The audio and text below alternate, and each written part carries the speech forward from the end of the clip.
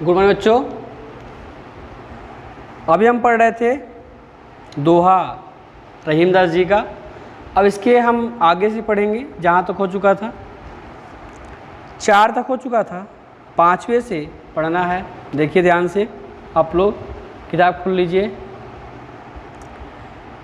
कही रहीम संपत्ति सगे बनत बहुत बहुरीति, विपत्ति कसौटे जे कसय ते साँचे मीत। देखिए इसमें रहीमदास जी ने क्या कहा कि रहीमदास जी कहते हैं कि कही रहीम संपत्ति सगे, अर्थात कि संपत्ति होने पर हमारे बहुत से हितैषी बनते हैं, बहुत से मित्र बन जाते हैं। अगर आप धनवान हैं, आपके पास पैसा है, तो आपके बहुत से संबंधी, बहुत से मित्र, अर्थात कहा गया कि जब अगर आप अमीर हैं, आप धनवान हैं, तो दूर का रिश्तेदार भी कहता है अरे वो तो मेरे मौसी के, मेरे मामा के लड़के हैं, है ना। अगर आप गरीब हैं तो आपका सगा भाई भी आपसे संबंध नहीं बताता है, वहाँ छुपा लेता है। अगर वह आपका बड़ा भाई, आपका छोटा भाई अमीर है, पैसे वाला है, और आप गरीब हैं, अगर आप उसके पड़ोस में रहते हैं और कोई उसका दूर का उसका कोई संबंधी या कोई मित्र उसका जो पैसे वाला है, क्योंकि वो पैसे वाला है, दोस्ती किससे करेगा? पैसे वाले से। क्योंकि जो व्यक्ति पैसे वाला है वो पैसे वाले से दोस्ती करेगा, गरीब से दोस्ती नहीं करेगा। क्यों? क्योंकि जानता है जो गरीब व्यक्ति है वो हमसे पैसे मांगेगा, कुछ ना कुछ चाहेगा, इसलिए वह हमेशा अपने से बड़े से मित्रता करता है, अर्थात अपने से अधिक पैसे वाले से, अधिक धनवान से करता है। तो अगर आपका कोई भाई अमीर है और आप बगल में रहते हो, आप गरीब हो, तो अगर उसका कोई मित्र आता है जो पैसे वाला है, अगर वो आप पूछेगा भाई बगल में तुम्हारे कौन है, ये कौन रहते हैं, तो कहेगा अरे यार पड़ोस के हैं या दूर के रिश्तेदार हैं, दे दिए हैं रहने के लिए, बेचारे गरीब थे, इनके पास रहने के लिए कुछ नहीं था। सोचिए आपका सगा भाई भी आपके संबंध को किस प्रकार से बता रहा है। और अगर आप अमीर हैं, आप पैसे वाले हैं, आपका थोड़ा सा नाम है, इज्जत है, शोहरत है, तो आपको अगर दूर का आपका रिश्तेदार भी है, अगर आपके गांव का पड़ोसी भी है, तो वहाँ भी अगर कहीं बाहर जाएगा और आपका नाम कहीं हर जगह अच्छे से लिया जाता है, अगर लोगों नाम लिया रहे, उनको जानते हैं आप उस गांव के, ये उनका नाम है, फला नाम है, कहेंगे अरे वो तो हमारे पड़ोस या तो वो हमारे भाई हैं, वो तो हमारे चाचा के लड़के हैं, दादा के लड़के हैं, मतलब अपना संबंध जो है इतनी मधुरता से बताएंगे। अर्थात अगर आप अमीर हैं, पैसे वाले हैं, तो अच्छे से आपका संबंध, लोग आपसे संबंध अच्छा जोड़ेंगे, है ना। अगर आप गरीब हैं तो आप संबंध कोई नहीं जोड़ेगा। तो यहाँ रहीमदास जी ने वही कहा कि कही रहीम संपत्ति सगे, अर्थात रहीमदास जी कहते हैं कि संपत्ति या धनवान होने पर, वैभव होने पर आपका बनत बहु रीति, अर्थात कि अनेक प्रकार से बहुत प्रकार की रीति अर्थात प्रेम बनता है, अर्थात बहुत लोगों से संबंध होता है जब अगर आप अमीर हैं, पैसे वाले हैं तो। या आगे देखिए, विपत्ति कसौटे जैसे जे कसे, अर्थात कहते हैं कबीरदास जी, रहीमदास जी कि विपत्ति कसौटे, अर्थात विपत्ति के पड़ने पर, कसौटे मतलब परीक्षा, और कसे मतलब होता है खरा उतरना। अर्थात अगर आपका जो मित्र है, जो सिर्फ जो आपकी संपत्ति नहीं देखता, बल्कि आपके जो विपत्ति में भी, विपत्ति यानी संकट के समय, संकट की परीक्षा में, संकट के समय में भी आपका साथ दे, आपके साथ खरा उतरे, अर्थात हर प्रकार से, हर परिस्थिति में आपका साथ दे, आपका सहयोग कर सके, वही आपका सच्चा मित्र होता है, ऐसा माना गया है। तही देखिए, विपत्ति कसौटे जे कसे ते साँचे मीत, अर्थात वही आपका सच्चा मित्र है जो आपके धन, संपत्ति, संपदा, सुख, वैभव को देख करके आपसे मित्रता करता है, उसका स्वार्थ होता है। ऐसे स्वार्थी मित्र से कभी मित्रता नहीं करनी चाहिए, क्योंकि उसका स्वार्थ सिद्ध हो जाएगा तो वह आपका साथ छोड़ देगा और वह आपकी बुराई भी करेगा लोगों से मिल करके।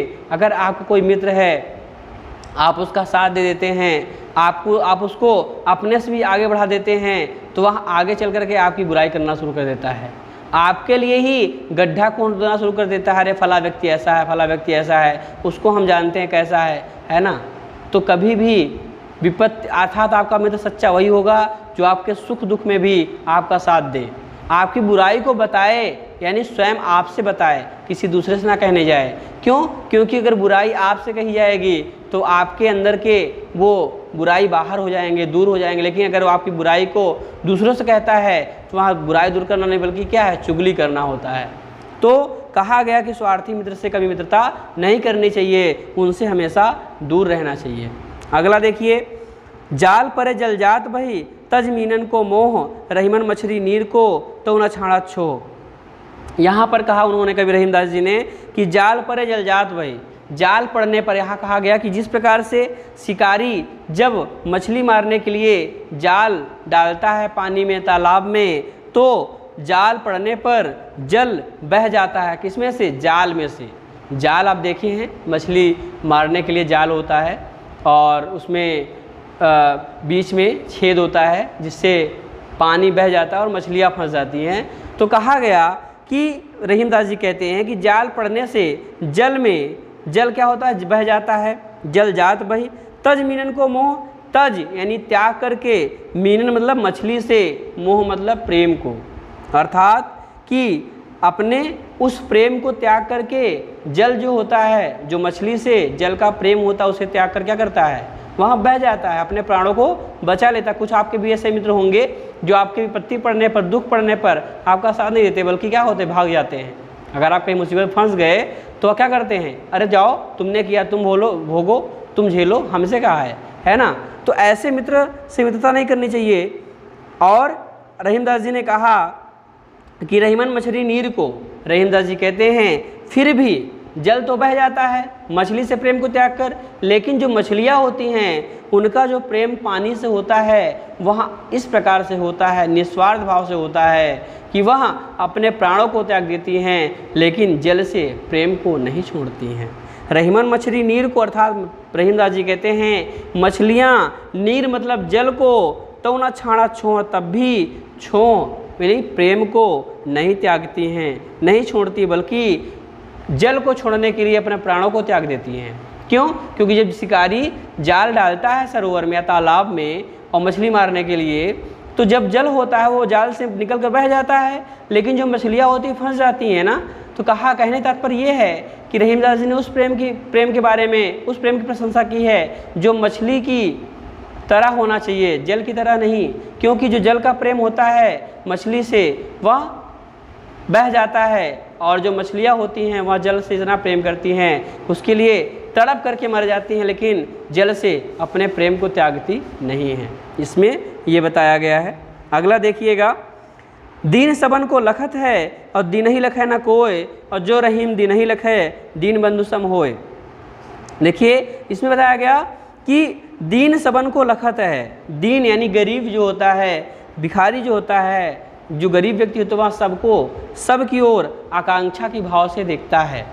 अर्थात जब जो भिखारी होता है, जो भिक्षा मांगता है, भूखा होता है, वह सबकी तरफ क्या दया की दृष्टि से देखता है, एक लाचार दृष्टि से देखता है कि मुझे कोई ना कोई तो देगा, और हर से सबसे वही यही याचना करता है। उसके सामने अमीर दिख गया, गरीब कोई भी दिख गया तो उसके सामने वो वही याचना करता है कि मैं भूखा हूँ, मुझे कुछ दे दो, यही कहता है। लेकिन आगे देखिए कि रहीम दीन सबन को लखत है और दिन ही लखा ना कोई, लेकिन उस गरीब व्यक्ति को कोई भी नहीं देखता है। अर्थात उस गरीब व्यक्ति की रक्षा कोई नहीं करता है, उस गरीब व्यक्ति के गरीबी को कोई नहीं दूर कर पाता है, अर्थात उसके भूख को बहुत कम ही लोग होते हैं जो मिटा पाते हैं, अर्थात उसकी इच्छाओं को पूरा कर पाते हैं। तो कहा गया कि दीन ही लखा ना कोई, दिन उस गरीब व्यक्ति कोई नहीं देखता, बल्कि सब उसे धिक्कार देते हैं, उसकी सब बुराई करते हैं, अवहेलना करते हैं, उसको अपमानित करते हैं, लज्जित करते हैं, वहाँ शर्मित हो जाता है, शर्म उससे, अर्थात उसका अपने आप को वहाँ बहुत ही घृणित महसूस करता है, बहुत कमज़ोर महसूस करता है। और उन्होंने क्या कहा रहीमदास जी ने कि जो रहीम दिन ही लखा है, अर्थात रहीमदास जी कहते हैं कि जो उस गरीब को देखता है, उस गरीब व्यक्ति के, दीन व्यक्ति की गरीबी को दूर करता है, उसके भूखे को खाना खिला दे, प्यासे को पानी पिला दे, तो वह उस समान होता है। दीन ही लखा है दीन बंधु सम हो, अर्थात वहाँ दीन बंधु यानी उस गरीबों के बंधु मतलब मित्र के समान, अर्थात उस परमात्मा, उस ईश्वर के समान होता है जो गरीबों के दुख को समझ सके, उनके दुख को दूर कर सके। ये इसमें बताया गया, रहीमदास जी ने ये बताया। ठीक है, अगला देखिएगा, आपको जो भी समझ में आ गया आप मैसेज करके पूछ सकते हैं। प्रीतम छवि नैनन बसी, पर छवि कहाँ समाए, और भरी रही सराय रहीम लखी, पथि काप फिर जाए। रहीमदास जी देखिए इसमें कहते हैं प्रीतम छवि, प्रीतम अर्थात यहाँ पर नायिका कहती है कि मेरे आँखों में प्रियतम रूपी परमात्मा रूप प्रियतम की छवि बस गई है। प्रियतम किसे कहा गया? परमात्मा को कहा गया कि मेरे आँखों में, मेरे नैनों में परमात्मा रूपी प्रियतम की छवि बस गई है। पर छवि कहाँ समाए, पर मतलब पराई छवि यानी दूसरे की छवि, दूसरे का चित्र या दूसरे की छवि मेरे आँखों में अब कहाँ समाहित होगी? क्यों? क्योंकि जो मेरा परमात्मा था उसकी छवि मेरे आँखों में पहले से बस गई है, अब किसी और की छवि इसमें बस नहीं सकती है। पर छवि कहाँ समाए, और भरी सराय रहीम लखे।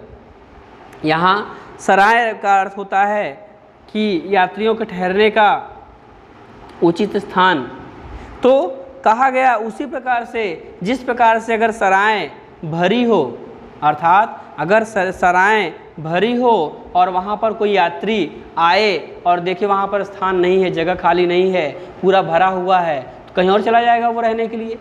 उसी प्रकार से कहा गया कि रहीमदास जी कहते हैं कि भरी सराय रहीम लखी, पथि काप फिर जाए। अर्थात रहीमदास जी कहते हैं कि सराय को वहाँ देख करके पुनः पथिक यात्री वापस चला जाएगा, वहाँ आएगा नहीं, बल्कि क्या होगा? चला जाएगा। उसी प्रकार से यहाँ पे नायिका कहा गया कि नायिका ने कहा कि परमात्मा की छवि मेरे मन में समाहित है, अब किसी और की छवि समाहित नहीं हो सकती है।